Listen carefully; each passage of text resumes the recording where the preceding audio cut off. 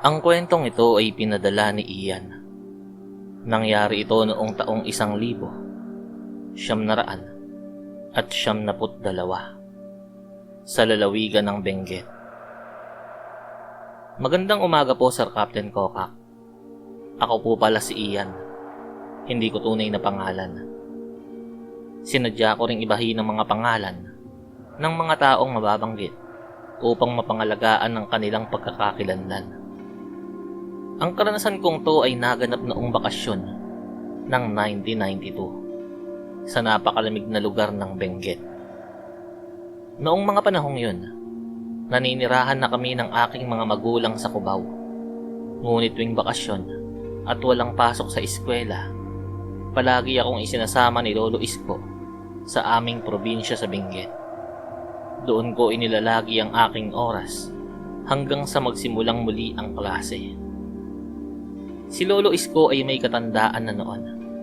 Nasa 70 anyos na siya, pero talagang napakalakas pa.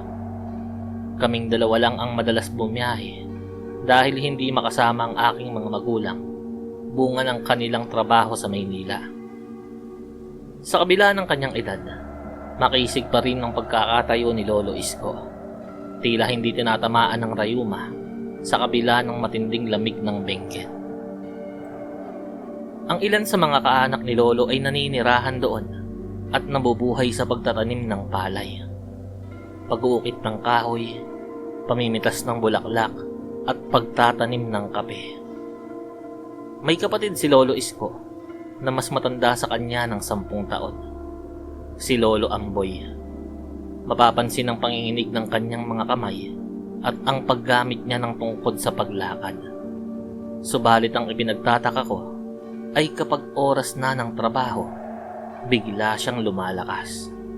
Lalo na kapag kasama niya si Lolo Isko. Tila nilalaro lang nila ang mabibigat na gawain. Sa pagtatanim ng palay, lalo na kapag basa ang lupang sakahan, wala kang marinig na daing mula sa kanila. Minsan pa nga ay nasaksihan ko ang pagbabayo nila ng palay. Nagbibiruan pa ang magkapatid. Hamon ni Lolo Isko, hinding-hindi siya matatalo ni Lolo Amboy pagdating sa lakas. Sumagot naman si Lolo Amboy habang tumatawa. Hoy Isko, alam kong mas malakas ka sa pagbabayo, pero sa pagtatanim, lalo na sa basang lupa, huwag mong mamaliitin ang karga ko. Para lang silang magkabarkada kung magbiruan. Nakita ko pa noon, bago magtrabaho si Lolo Amboy, binabasa niya ang kanyang mga paa mula sa malaking tapayan. Sa sandaling mabasa ang kanyang balat, binitawan niya ang kanyang tungkod at nawala ang panginginig ng kanyang katawan.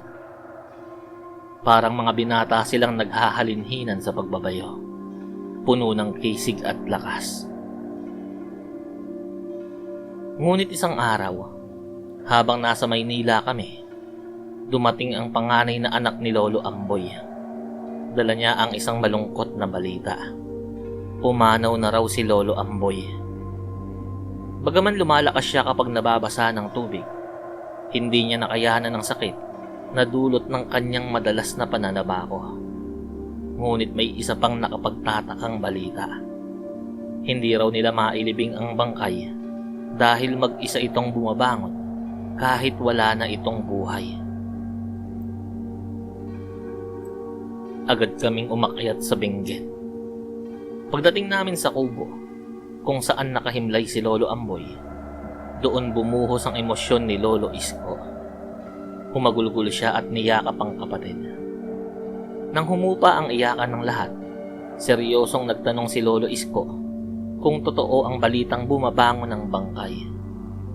Nang magpatotoo na ang lahat, humingi agad si Lolo ng langis, pulang tela, at isang matalas na punyal. Sabi ni Lolo, kailangang tanggalin ang karga ni Lolo Amboy. Hinihinala niya na may mutya na nakatanim sa katawan nito na hindi pa naibibigay o naipapasa sa iba bago ito pumanaw. Nagsimula ang ritual. Umusal si Lolo Isko ng mga bulong na tila isang awit.